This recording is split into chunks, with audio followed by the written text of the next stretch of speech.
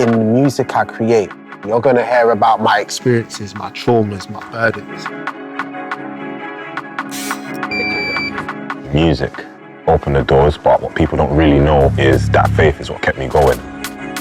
When I heard Eugy, I'd only heard the hymn, and I love the way you combined the two. So I said, oh my God.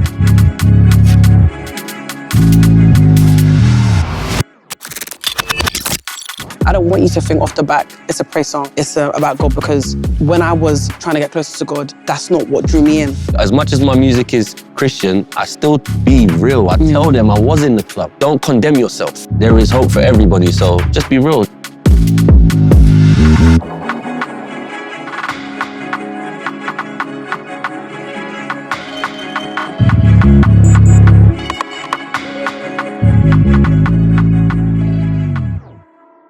All right, good times. We're warm already. I think it's only right if we address this. We're in the church right now. Everyone religious? What's our faiths on the table? Christian. Kingdom ambassador.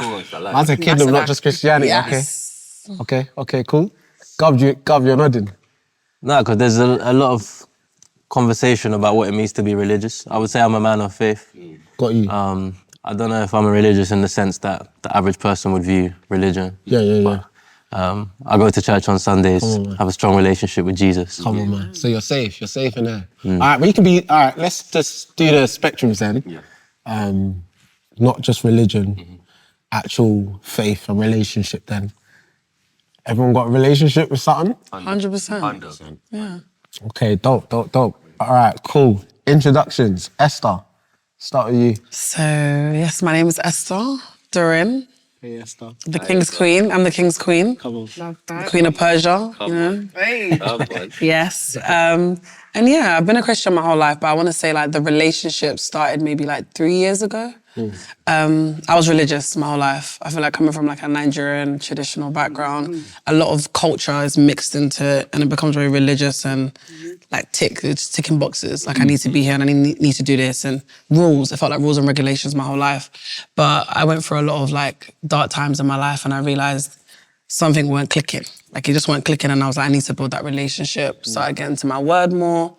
Did a Daniel fast for 21 days. Okay. Yeah, And God and God convicted me about that and said, yeah, I can take your gift, so don't play. So I stopped playing. And I gave my gift to the kingdom, hence me saying the kingdom ambassador. So yeah. That's big. Yeah, so you like this setting right now. I love Kingdom See the Fit. Like, I'm loving it. It's we're together, we're one. The spirit is one. So Come on. Yes, so I'm Unknown T. This is the first time I've actually really touched into my faith, my religion, but from young, from when I was born actually, I've always been Christian, innit? Like, come from a family that have been Catholic, and from there, obviously, I've had my own different journey in life, innit? And I've had my own dark moments, but I feel like for me, music did open the doors, but what people don't really know is that faith is what kept me going. Into finding a way out, innit? Naturally, innit? Now, few trials and tribulations and obstacles obviously come through my journey, but I feel like those dark periods also restored my faith. And for me personally, innit, was my testimony to find a turning point in it. And for anyone, and I mean anyone, regardless of their direction of life, it's peace in it. And for me, that's where I found it in it, in this religion, in it. Do you know what I'm saying? So Strong.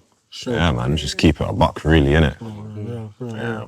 I'm Deyah, and I like to say follower of Christ instead of Christian, because I think Christian has its connotations. It's different for different people, innit? But to be specific, I'm a follower of Christ. I've been in and out of church for a while. I battled with addiction, rehab, and then I studied to be a pastor. I was in seminary, and then discovered church hurt, and then discovered Christ again. So it's been like this, but for the first time, for a while, for a good 3, 4, 5 years, I feel like a lot better. Straight and narrow with Christ. Yeah. And I realised that he's just the only way. There's no other way at all. Real. Yeah, it's good to know everyone on the table already, but yeah, still shady, Christian, follower of Christ. It's mad, Christianity, they used to call Christian like a cuss word, innit? Like back in the day. So I think it's interesting when you talk about, you know, how to really distinguish who we actually are in our faith. But yeah, Christian household like T, but only took my faith seriously in 2016. So yeah, that's when my journey really started. How about you, Eugy, bro?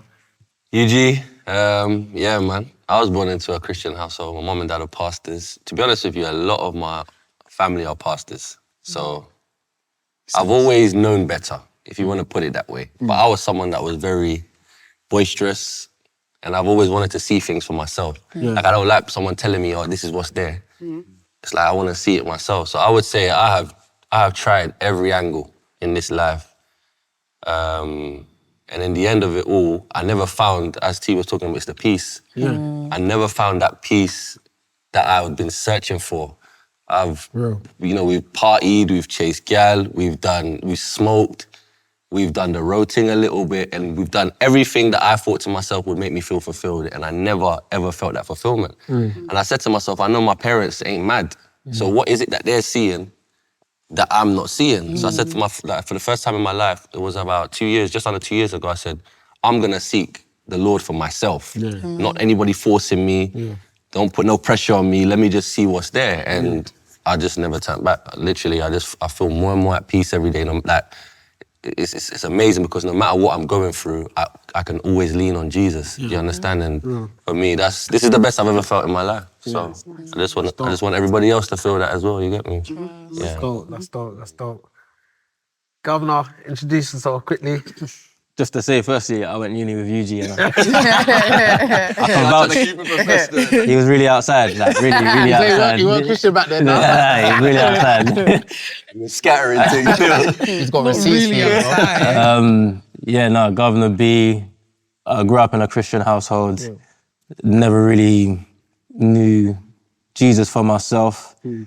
At about 14 years old, one of my friends in the playground was struck by lightning. We was all in the playground. He went hospital, life support machine. I prayed for him, like the first time that I felt like I was truly connecting with God. Long story short, he made like a full recovery. A lot of people would feel like it was a coincidence, but I strongly felt like prayer made a difference. And then that started me on the journey of like my own relationship with God. Started going to church, do you know what I mean? But at the same time, never really wanted to make music, but I was like rapping in the playground, just messing about. And then my youth leader told me to like write a song for my youth group basically. Did that, and then it was called Kingdom Skank, went a bit mad. But at the same time, I hadn't really like sorted out. That was a classic. Don't downplay that, man. No, it was a good time. Downplay that. But I hadn't like fully committed all of myself to Jesus, and everyone at my church kind of presented themselves as perfect. So I feel like Guvna B maybe as the rapper started to take off, but then on another path was me trying to figure out my relationship with Jesus. And I guess that's the path I've been on for a while now, and it's not been easy, but I'm just trying to be honest, you know what I mean, and have that vertical connection and try and make it as authentic as possible. No, it would be good to get into that still, because obviously the topic is trying to explore if there is a relationship between that musical journey that Gov was on and all of us are on, and just, I guess, understanding where does faith come into it. So, I mean, staying on you, bro, like how was that journey? I mean, when you got told to drop what was going to be one of the biggest songs of that era, Kingdom Skank, but obviously you've just stepped into this faith journey and now you're saying, right, I can do music as well. Did you know there was a relationship with the two at first? No, not really. I grew up in East London, like Cannon Town, so there's obviously a rich musical heritage. Grew up on like Wiley, Dizzy Rascal, Kano was close. I didn't really know that you could put faith in music like that until my youth leader started showing me people like Lecrae and The Truth and all those kind of artists. And I thought, do you know what, like, I'm not bad in it. Like I was never on road. I was always like around it, but that was never me. Yeah. And that style of music, talking about more uplifting things, came more naturally to me. Started doing it, seeing that there was a need for it, and it helped people, and I loved that. You get me? But then, and also at the same time, you got like Jesus Walks by Kanye West coming out, and then you realise how well it's connecting. So I felt like I had a role to play. But then my real life, where I'm struggling with like insecurities, identity, chasing gal, all that kind of stuff. Naturally. And what the Christian life requires of me, that was like tough for me, do you know what I mean? And it was like two different paths. So it's hard because I think like hip hop, rap music is struggle and storytelling, Then in the Bible, it's the same thing, storytelling and struggle. But something about Western Christian culture screams you have to be perfect and you can't work this stuff out as you go along. And I always struggled with that, man. I guess that's the type of music, I don't know, like, that I was listening to. When I thought of church music, it was, you know, organs, gospel, Tasha Cobbs, like. But then I remember the first time seeing your behind bars and you were the only person in my periphery that I knew carried something that I resonated with. But I remember thinking like, right, is this allowed in that? Like, what's it? Is it allowed? You get me? Like, I mean, like, just putting that out there to the room, like, for you lot.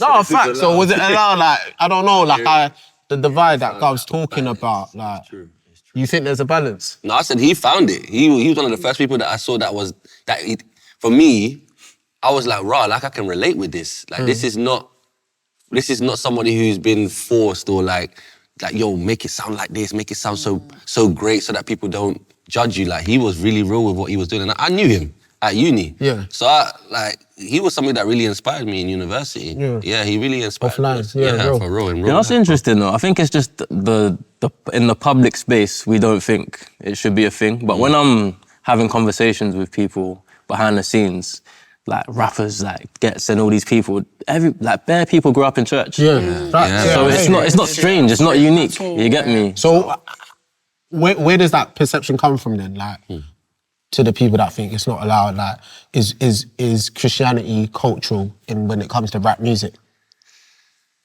I feel like majority of the rappers that have like crossed over and done like exploits haven't focused on those kind of topics, which is why you probably question, and many people question, is it allowed? Is it cool? Will people resonate?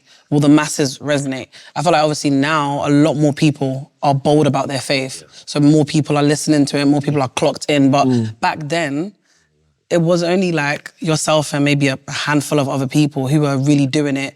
And even with that, the people who were inspired weren't ready to actually be as bold because they knew that they weren't actually serious about their walk behind doors. Do you know what I mean? Because it's like, if I go now and I start talking about God and I'm with next girl and I'm in a club and I'm doing the most, I'm gonna get checked and people are gonna be like watching me. So I think that's another thing. I think it's also linked back to how serious were people about their walk with God.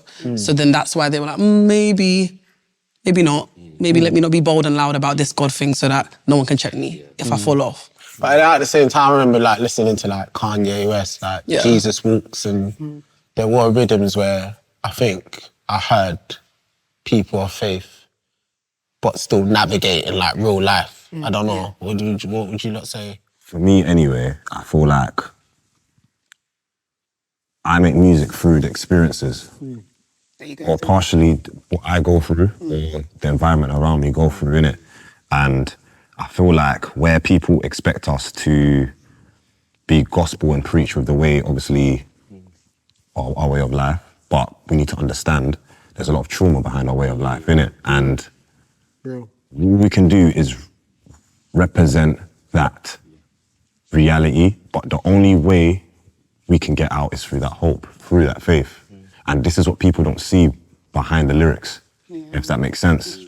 You know what I'm saying? So like, obviously I would myself sometimes, here and there, I actually do have songs that are gospel. I do have songs such as one on my project called Bible Love.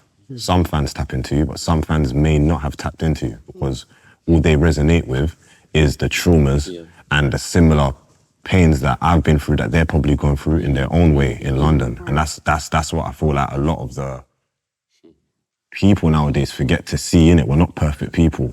I wish I could be out here preaching in this manner, but like the way of life around me has put us in a place where we're trying to fight and break out, innit? And sometimes the only way to do so is using that voice too, innit? So.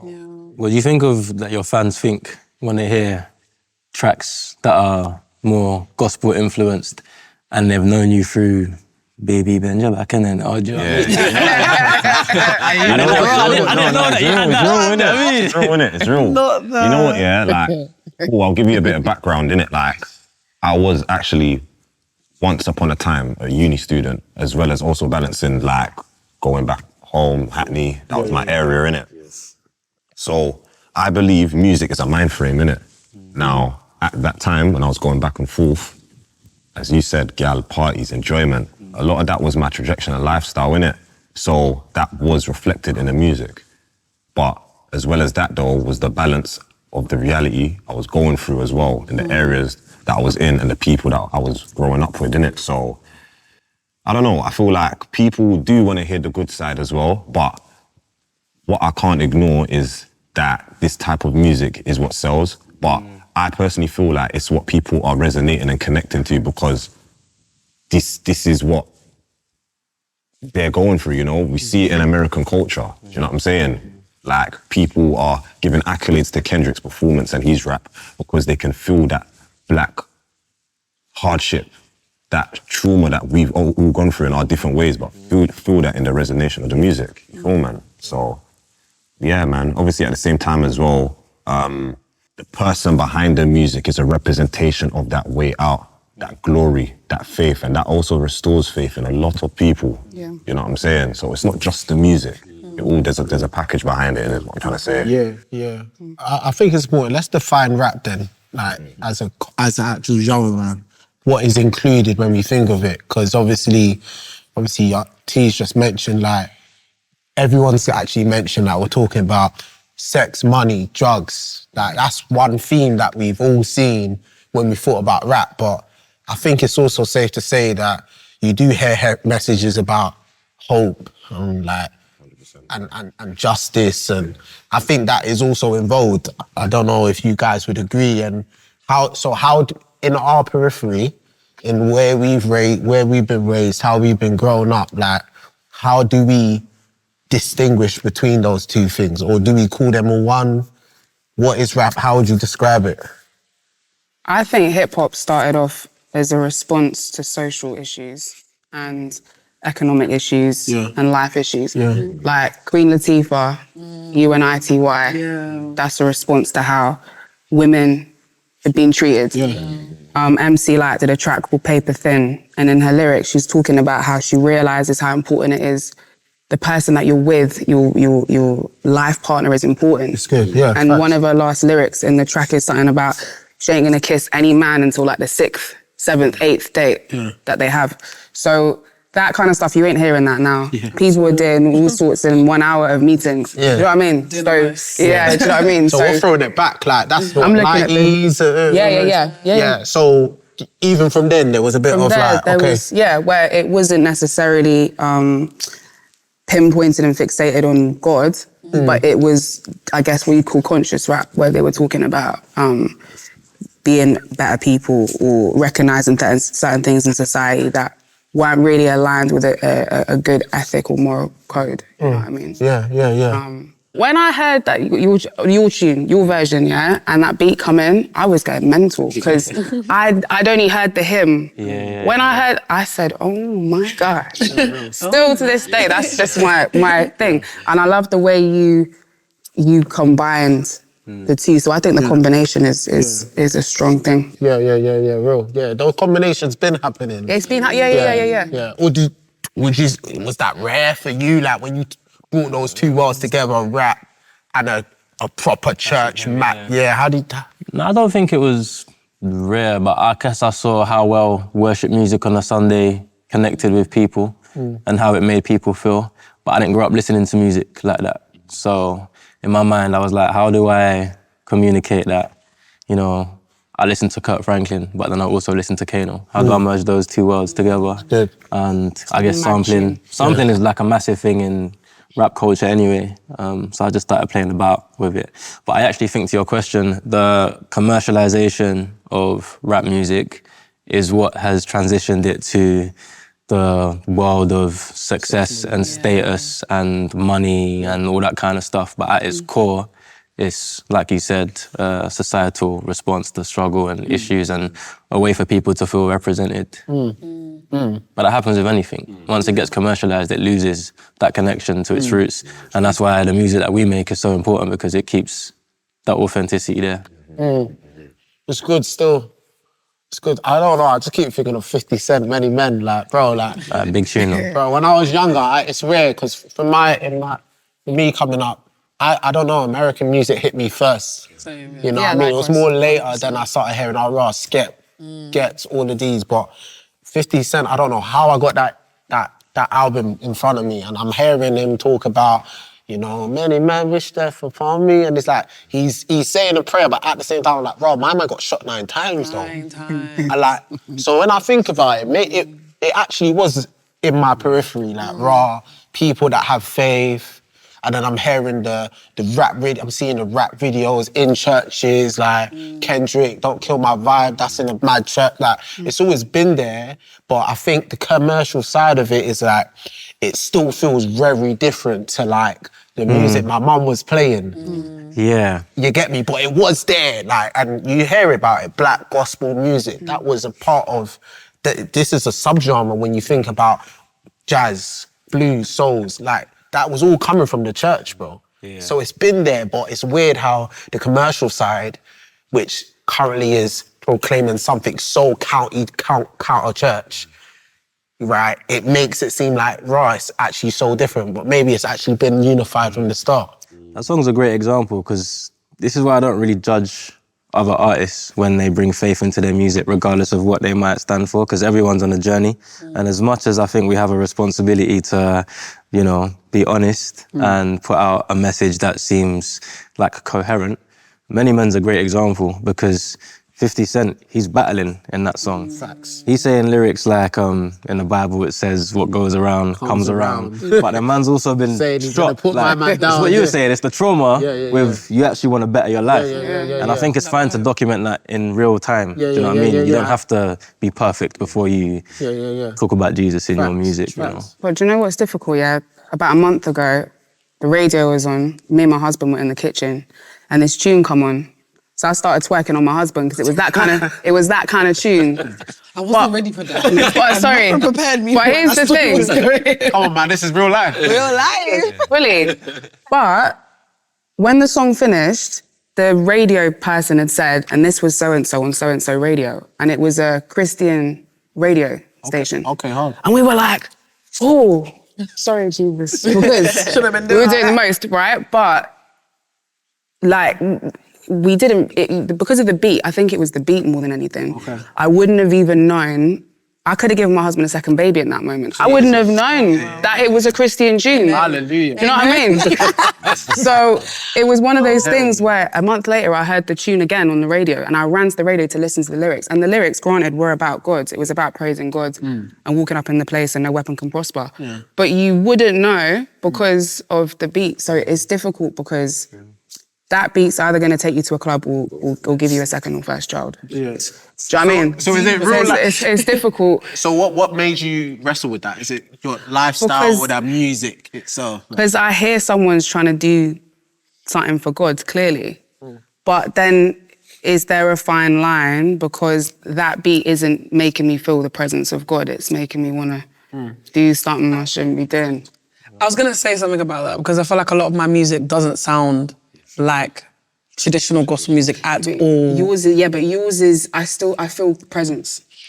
Thank you. Just saying. We thank God. But go on. But I think with that, when I first started making faith-based music, because I was in the secular space for like 6 years, and I would always want to like add a sprinkle of Jesus, like you said, like no matter where you are, you still kind of want to like show your faith. And it didn't sound, it might have potentially giving you a reaction like you had with like your husband and stuff. And I think my goal at the time was I'm trying to catch people. Yeah, true. I'm trying to catch you first. I don't want you to think I'm talking about God initially. I want you to think you're about to hear some next banger. Yeah. And then I'm going to catch you, I'm going to convict you mid-pre. Do you understand? That was my goal. And I was intentional about that. Makes sense, So I think even the person that made that song, I don't know the song, but that could have actually been their intention. That they want to catch you first, because you need to understand that you had that experience, you went back, and you're telling it now. Whatever song that is, we need to know, like, it did what it needed to do. Yeah. Even though it didn't do it in the way that you expected it to, it still did what it needed to do.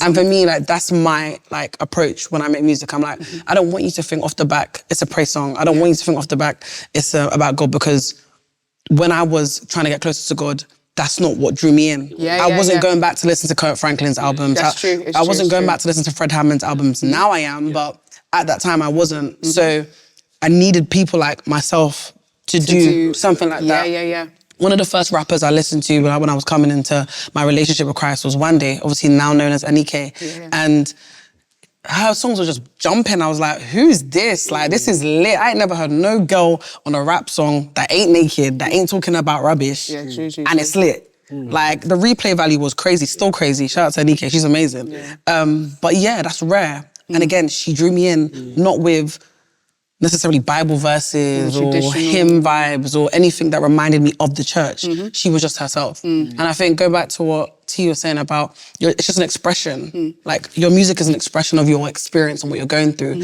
And maybe in her mind, yeah, I'm walking with God, but I'm turned, and I still want to showcase that and reel people in. Do you think there's a fine line at all?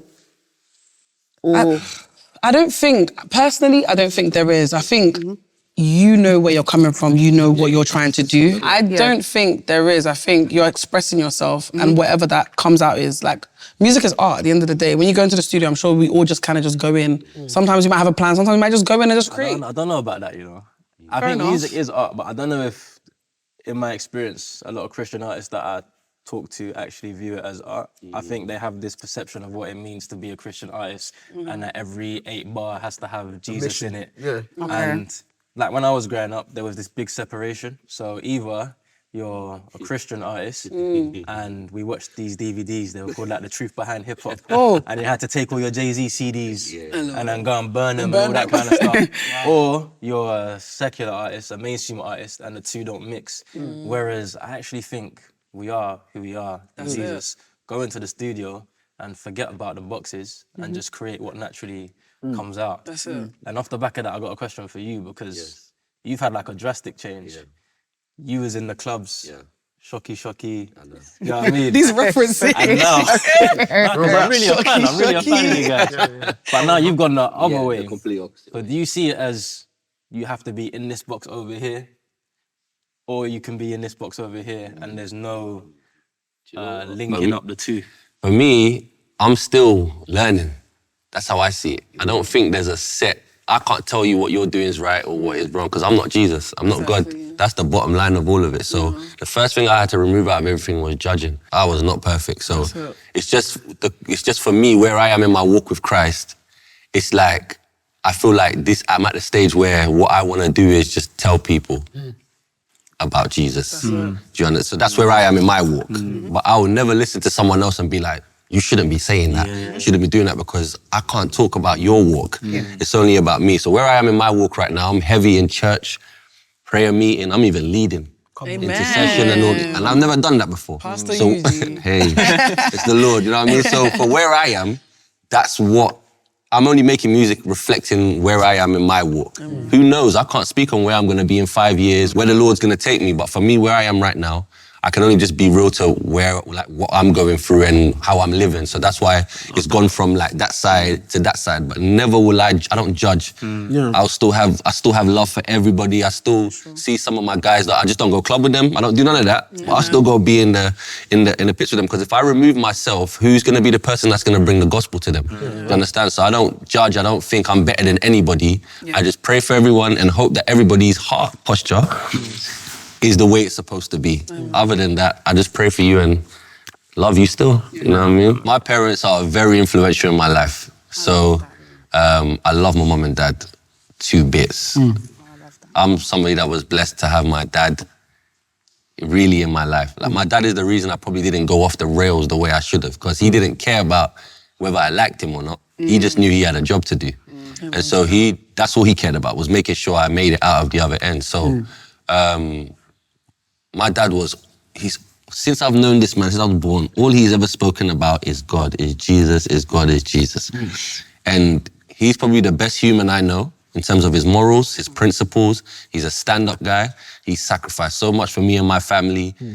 He's loved us, he's provided for us. So if there's somebody that I look at as a role model, it's my dad. Do you understand? And so for me, I take what he says as the gospel. Do you get what I'm saying? And for me, the life that they lived when we were growing up is what I saw as the ideal life. You know, when I stepped out of the house, it was a different thing, because I'd be with my brethren, doing all this type of nonsense. But when I come home, it's like in my mind, I was like, I wanna grow up and be like how my dad is. Do you understand? So that's mad healthy still. Like, I ain't gonna lie. So as I was talking to Gov earlier, I was like, I feel like God has always said to me, when I was out there doing what I was doing, what are you doing? Because I didn't put you on this earth for you to come and scatter things. So how is it that I've placed you in a good home, and then you're out there doing that? And I've always had that conviction. But I just always used to just put it to the side, like God, I'll come back. Like, let me go and do what I gotta do. Do you understand? So for me, I'm somebody that I feel like I can say I've always known better. And that's the result of my mum and dad and the influence they've had on my life. So Yeah, definitely. So parents was powerful. Very. That I think they might be the most powerful. If anyone's on a walk with Christ, more times than most, I think it's come from your parents. That's strong. Interesting, because I had it a bit different, you know. Yeah. Obviously for me, I had my mum very present in my life. My father left at teenagehood. So that had a big effect on my reality outside.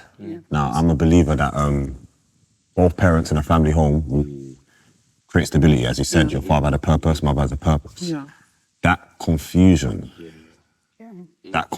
I believe, led me astray, innit? Now, like, I don't really need to go into too much detail in it, but like that absence in a father figure put a lot of pressures in areas where I believe and felt like I had a responsibility to be the man in the home. That's where it stems from a lot of the time, innit? Now, my faith and my religion naturally came from my mother's side. My grandmother, very religious. I'm saying, and I've had a very good connection with the females in my family. But one thing with men, I heard you say it earlier, which touched me, we're very boisterous. So naturally, religion was always instilled in me, but like, it would go through one ear than the other. But sometimes when you have, obviously I'm Ugandan, East African upbringing, and you know, with the type of family that I have, like they're very strict, but they will also let me learn for myself, innit, type thing as well, innit? And I believe sometimes that is also the best way to humble you and make you learn for yourself, innit? And obviously, interested in your story, innit, because you was rooted from your parents, I was rooted from my own vision of life, innit? You know what I'm saying? Now, our parents will always tell us, innit, there's always light and darkness, be careful of this, be careful of that. If you don't hear, you feel. You know what I'm saying? Innit? So naturally, I probably had a different like turning point, innit? I'm not perfect yet, but I'm still learning, innit, as you are, innit? So I believe for me, I learned a lot from my mistakes. Always installed as a Christian from young, but those mistakes made me reflect, made me realize there needs to be a point of peace, innit? That's where it all leads to, innit? And yeah, for me, that's where it came from. Yeah, that's dope still, because it just reminds me of like the direct contributions my parents done for me, but also the things that they didn't do. And like how that made me practically, but also emotionally. Because obviously, I had my dad in my life as well, but we had and I speak about it a lot, I had a tough relationship with my dad. And obviously him being an ambassador of Christianity in our home naturally just made me have a poor relationship with the faith as well. And like being from South London and having other role models in your immediate environment. So you get me? I think those things naturally cultivated that anger that I had growing up, which then translated into my music early on. So me releasing, expressing trauma, I think a lot of that was directly or indirectly influenced by my dad. So it's crazy because I've come through a U-turn now. But yeah, I directly do, I do recognise that was definitely an influence still. You know, even the things that he didn't do that I would have wanted, or the fact that I felt closer to individuals and peers in my environment, you know, that I related with, you know what I mean? I think those were the things that gave me language to then speak about things in my music. It felt way more natural to describe what I'm gonna do on a Friday night, or the things that I'm That's real. you know what I mean? Like, and I feel like but that still was a part of my Christian experience, because it was my struggle, it was my pain, you know what I mean? And I, even now, where I describe myself is, I'm literally just sharing my life and giving God the glory in it. But it's still my life, and in that life you're gonna see the ugly parts that I think is very important. So I'm just glad I got a bit more of the journey now, where I can look at and be like, rah, my dad was an imperfect human just like I am. Exactly. You know? I think with my parents, like, they taught me, like, what we do. Like, this is what we do. As Christians, we go to church, we read the Bible, but they didn't necessarily teach me why we do it. And so a lot of my questions That's good. weren't answered. And I think as a dad now, when my son's like, why are we going to church today? I have to like think, like, why are we going to church? And I think that causes me to know why I believe what I believe. And I'm able to communicate that with him. And I think when you don't know the why, that's when you grow up and you're kind of like directionless and you're lost. And the other thing it makes me think is if I grew up in a Muslim family, would I just be like Muslim now? Or if I grew up in a Buddhist family, would I just, do you know what I mean? Yeah, real. So I think, like you said, my parents did a lot of good things, but the stuff they didn't do was answer my questions. And I think as a parent now as well, it's fine to not know the answers to the questions. Sometimes I'll say to my son, boy, I'm gonna have to get back to you on that one. Do you know what I mean? But that's fine, we work it out together. Trust me, You get it's me? good. It's good. How about everyone else? I feel like, I grew up obviously being influenced to go to church, like I think my home was very religious. Like I grew up with my mum, a single parent household, my dad left quite young. He was still present from a distance, but not really physically present. And I feel like my mum, her dad is a pastor. So I feel like for her, she was just following in her dad's footsteps. I don't think she was actually actively building relationship. Like I never really saw her doing a lot of things that I feel like now, as I'm building a relationship, that you would do to like try and encourage someone else to walk on that path. But what she did do, she would always tell me like, you need to speak about God in your music, you need to speak about God in your music, because I started making music in 2018 and I was in the secular space until 2022. And she was just like, why not talking about God? Why not talking about God? And I'm like, because I'm not spending time with him, so. I'm talking about what I'm spending time with, do you know what I mean, type of thing. Do you know what I mean? And yeah, I think it just, my mum would plant a seed of like, incorporate your faith into your music, like this is part of who you are. There was a period in my life where she was just like, go read the book of Esther. And I was like, okay. She's like, no, but seriously, go read the book of Esther. Like, that's who, like, I gave you that name intentionally, you know? So go read your star. That is your star. And I'm like, okay. And so I would like read up on that. And when I started doing that, I was like, oh my gosh, like, that's me, you know? I see myself in her. She's so bold, like, she saves her people. I can save my people, like, what the heck? Like, and so, I think it was just seeds over time. But I think similar to what Guvna said, I think there was a lot of questions not answered. There was a lot of things that in my head I'm like, what's your thoughts on the Bible? And it's just like, oh yeah, just read your Bible. But, okay, but how do you read your Bible? Like, what does that actually even look like as someone that doesn't even, you know, really put time and effort into that relationship? So I think it was more seeds in terms of its link to my music. And yeah, I think that's it really. What about you, babes? Well, so my mum and dad are 18 years apart. My mum's 18 years older than my dad. Okay. And when she fell pregnant, they had only known each other for like 3 months. And they are like the total opposite people. It's unbelievable. Everything they believe Their mindset's totally different. So my mum was a Seventh-day Adventist, but wasn't practicing it too tough, but she would still go to church, but her life at home was very different to how she would be in church. And then my dad was full on witchcraft, like to a level where he was trying to bring me in on that side, and my mum was trying to bring me in on her side. Wow. So it was difficult because I'm seeing what my dad's doing, I'm seeing what my mum's doing, and even what my mum was doing, even though she was going to church, didn't make sense to me because she wasn't how she was. I'd see her at church and I'd be like, Who is like, this? Mum, what are you doing? Shut up. And I'd notice then at home, totally different. So for me, I think my faith actually came from realising that both my parents didn't really know what they were doing and I had to figure it out myself. But God was present in my life in like the weirdest ways. And I think that's because I'm an only child.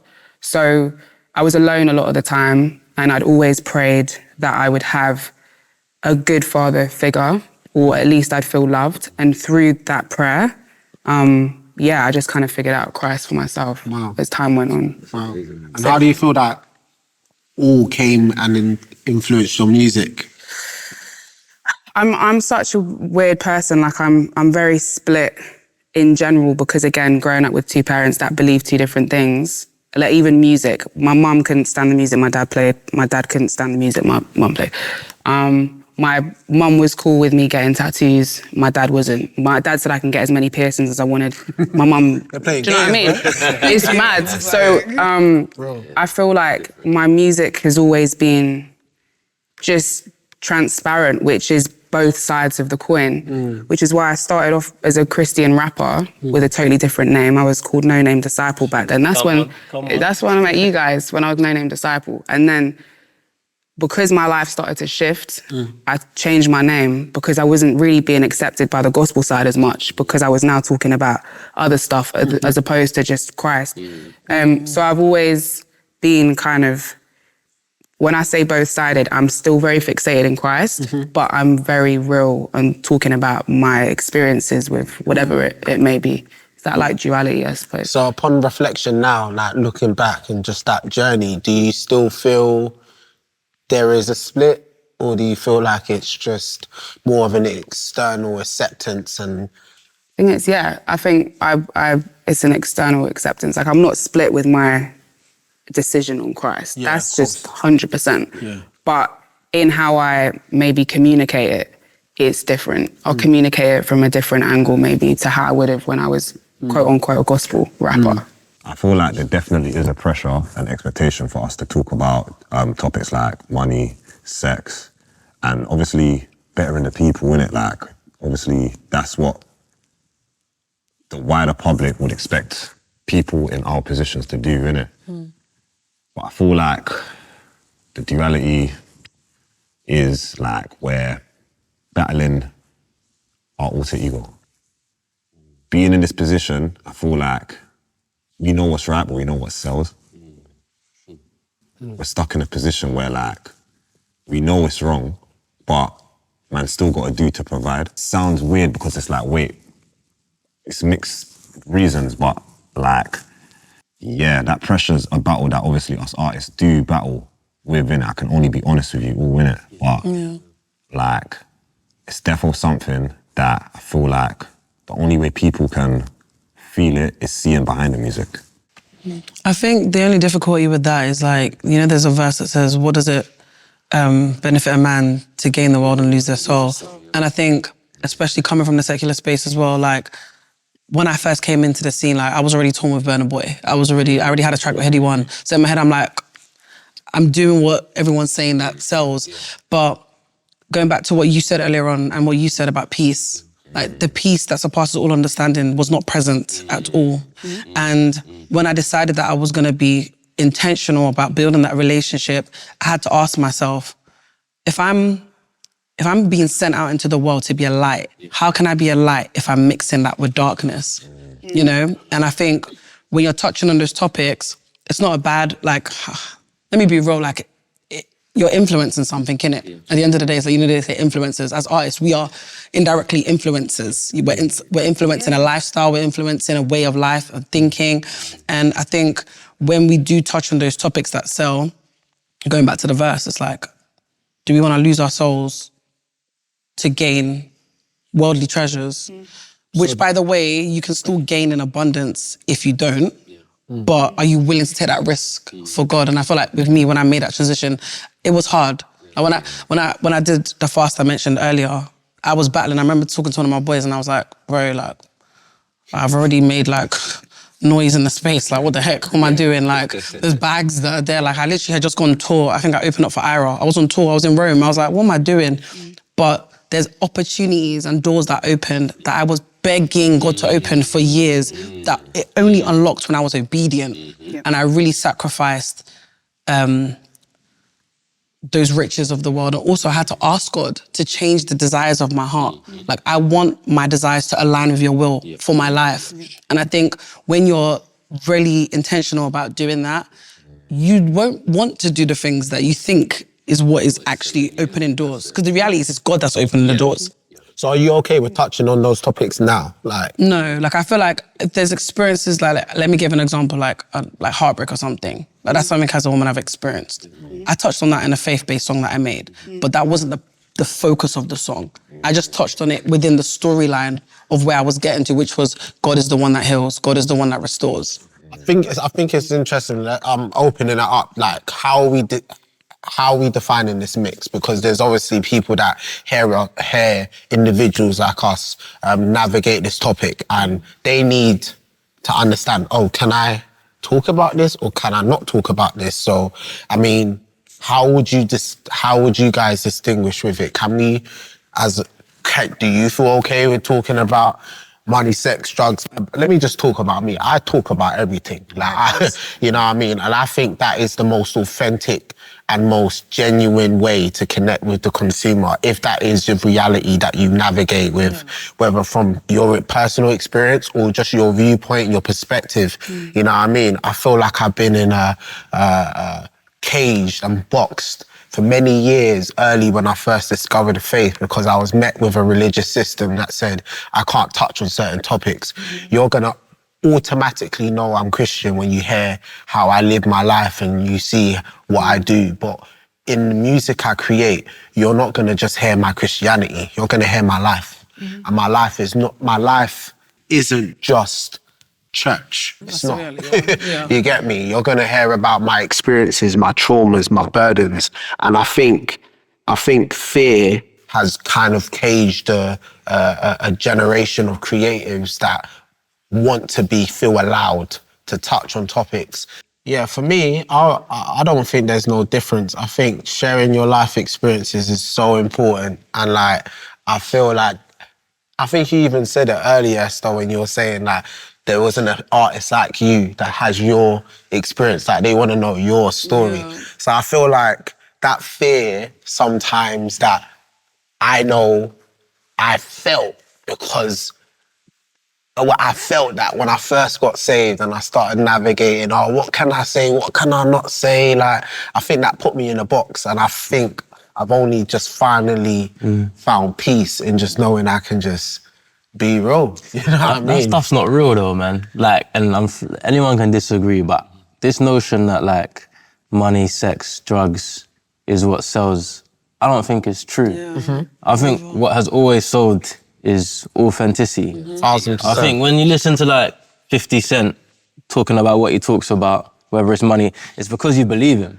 That's why it sells. If you talk about Eminem, like he sold because you believe him. Kendrick Lamar with his more, uplifting themes, it sells because you believe him. And I think that's what sells. How about Doja Cat, for example? I'm gonna let you take it off. Yeah. Let's say an artist like Doja Cat. Yeah. Yeah.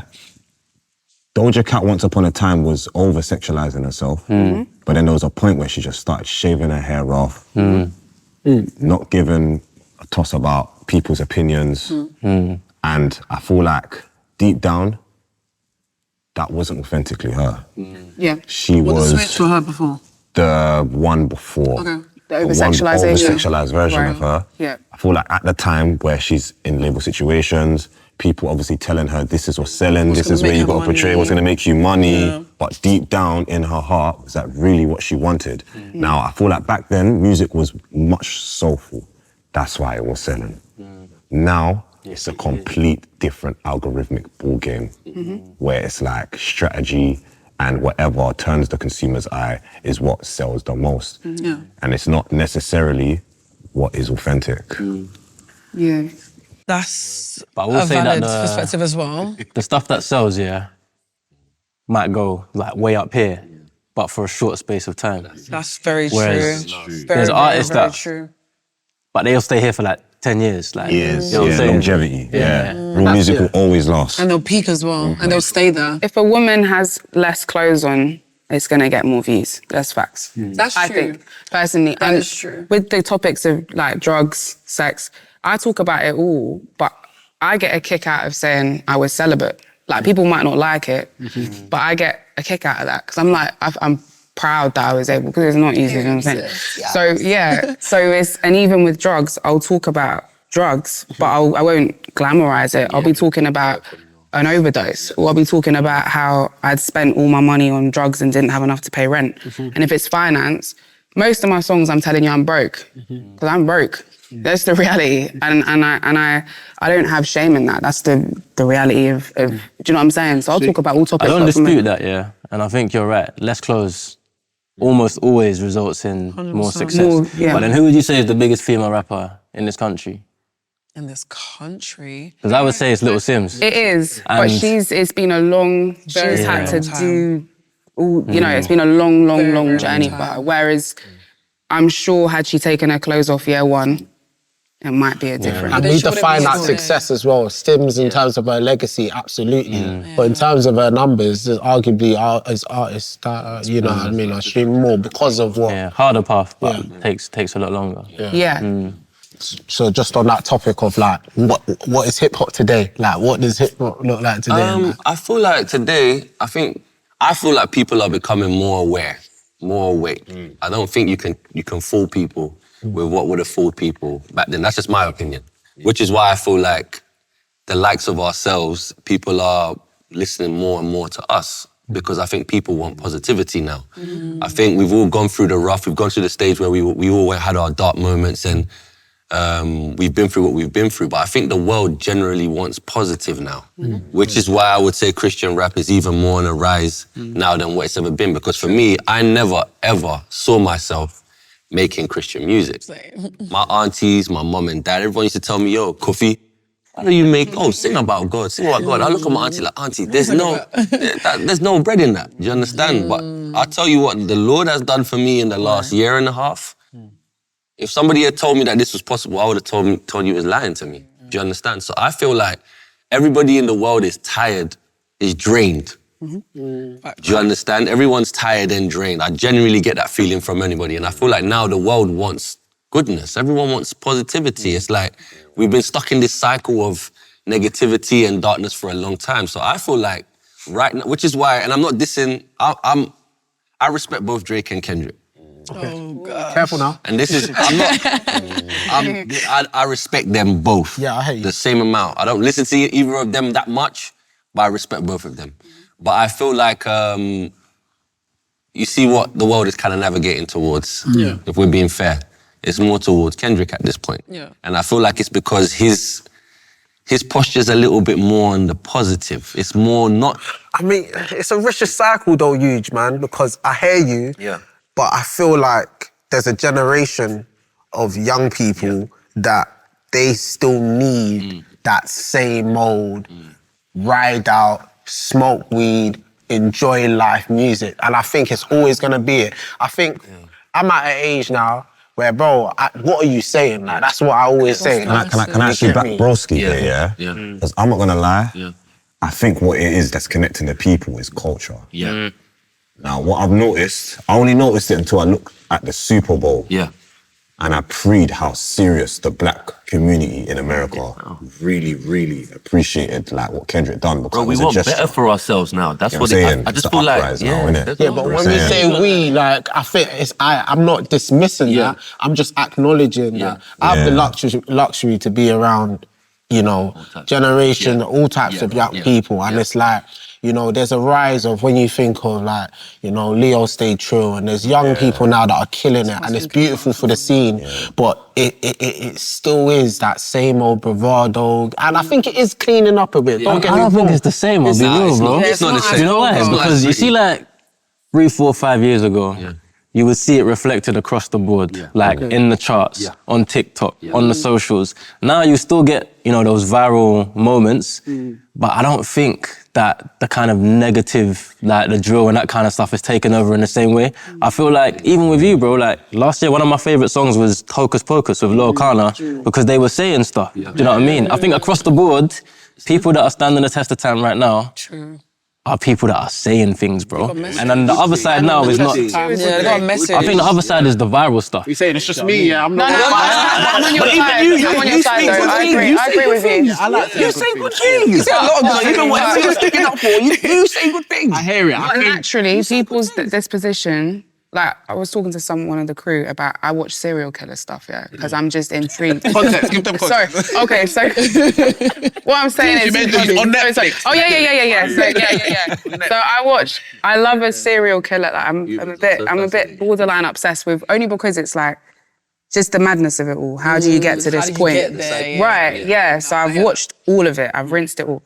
But I think our disposition as human beings isn't ever to go, I mean, we were born in sin, so it's not to be gravitated towards light, which is why I agree with you, because I think most of us, we don't want to watch a film unless there's drama. I like, you know, the affairs and the husband's gone over.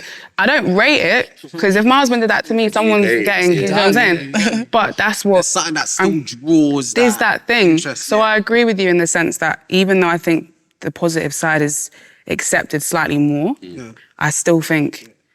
the generation's not Even not a rapper there. like Mars Malone, bro, like he's in jail, and I think it is different in the terms of it's not just ignorant glamorization nonsense. There's a bit more psychology, explanation. He's breaking down why he's going through those traumas. So I do recognise that it is still different, but let's not negate the fact that there's something in the candy. You know, 100% still. But one thing I can't neglect, is that at the end of the road, we all do try and get goodness out of it. That's always the case, especially when I got man that are actually at that end of the road in these life of prisons. Or man that are actually doing these sentences. Remember, Mars Malone and these man have actually experienced the reality of this badness. 100%. You know what I'm saying? And as long as that's our reality, that's still happening in today's world, we're always going to see those things mature naturally. I feel like there's an agenda, though. Oh, yes. And when it comes to the labels and what they're pumping money into, Of course. Oh my in the gosh. back end there's a bigger agenda. So I don't even necessarily feel like a lot of people are necessarily drawn to it. I think it's just what it's being, that's it. That's what's being pumped in the ads. That's what's being pumped in everything. I feel like if labels decided to all get saved and invest millions into the gospel industry, you wouldn't say that. I don't think it's that majority of people want that or they're drawn to it, and maybe there are some people who are, but I think it's what's being pumped. And there's a bigger agenda at the back end, because a lot of the people who are like high up in these labels, they're not saved. They're not serious about bringing light to the world. They're not kingdom ambassadors. They don't have serious relationship with God. Why there is room for it is because that's the reality. You got to be real and you got to look at things. And I care about humans. I genuinely care. Forget about the lights and everything. I don't like seeing people suffer or go through things. So for me is, how do we get everybody to be on a level playing ground where it's like, I don't need to see my younger brothers or younger cousins sitting in jail I don't want you to go through that. So how do we fight that? And for me, my thing is it's positive. It's like, the only way I know I can contribute to that is to try and instill love, patience, and like the fruits of the spirit into these people, because they're definitely getting the bad end of the stick from somewhere else. Do you understand? So I don't have time to come and now be trying to resonate with who's feeding them the nonsense. I'm going to try to counteract that because they need change. It needs a balance. Yeah, they need change, Like, so from an honest perspective, what you said is completely right, innit? Like, I feel like, obviously me being a biblical person, I treat everyone's stories like chapters and verses. Everyone has their own different like lesson that you learn out of their whole journey, innit? So always need that balance. 100%. So And then saying you just that- talk about the Bible's got madness in there. You get I'm me? saying. Jonah So did it's a mad like- thing. He cut. David was chefing up, man, taking man's girl. This rapper, You this know what I mean? rapper. You got Saying one this. stone, Saying on the this. stone. He was Bad. setting up my man in the war and that. You know what I mean? Taking my man's girl. And we saw that live in the Bible and we're reading it. So, and that's the trauma story, that's the madness, that's the addiction, that's the pain, that's all of it. But that's what we think we need. If we go back to the Garden of Eden, we didn't need any of this. It's what we're... But how did we realise that we needed it or not before we had to go through and realise what we lost? Well, this is the... That's a great point, Bro, Yeah, no, that's what God's plan was for us from day. We took ourselves out of that. Do you understand? Satan said to Adam, you need to... So do we want to tell the story of the garden or what happened when we left? I'm just saying. I think because of what you're saying, because of the fall, we are where we are. So there's always going to be contrast. There's always going to be Goliath. There's no Goliath if you don't get the story of David Goliath. Right. There's always going to be Satan. But as long as we are speaking with the same conviction as all the other people in this thing that we're in, that's the only thing that matters. It's never going to be all good. Boldly. Do you think there's room for it all? So the balance of the negative side, the positive side, the Drake, the Kanye. I think it's necessary. Like, people need the full picture. Like what you were saying, like everyone has chapters and verses to them. So like if we're gonna, even as like Christian creatives or musicians, we can't paint a picture that's not true. So we kind of need to share that, and there needs to be space for that. And I think that's the reason why Christian artists are being put more on a pedestal now, and people are taking it in and people are listening more. Back to what you said about people wanting positivity. People always wanted it, but they didn't want to be open about wanting it. And more people are being open about wanting that positivity now, which is why people like ourselves are being received better. So yeah, I think that it's necessary. It's the whole story, isn't it? You need the whole story. To add to it, it's the being real. So in being positive, don't lie.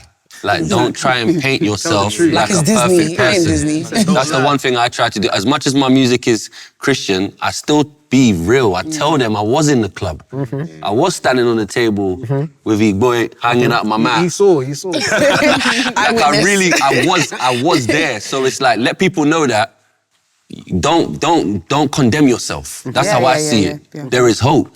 There is hope for everybody, so just be real. And I think that's why maybe Christian music is doing what it's doing now, is because we're actually being real Christians. We're not sugarcoating, we're being real about the walk and what it's like. And that's culture, man. Yeah. That's culture. I feel like in the generation we're in, more than ever, as we said, we're looking out for people that are showing their true selves. They're showing the good, the bad, the ugly. They're not just magnifying one side of it for commercialism, for money. They're actually saying, no, I want to show you the whole picture. And I think that's a good place And showing the whole picture also gives the most glory to God, because it shows how powerful God is. That's true. If you hide that stuff, then you're not giving God his full glory. So like, speak your truth so people can see how far and how powerful God is. That was hard still. Well, I'm done, yeah?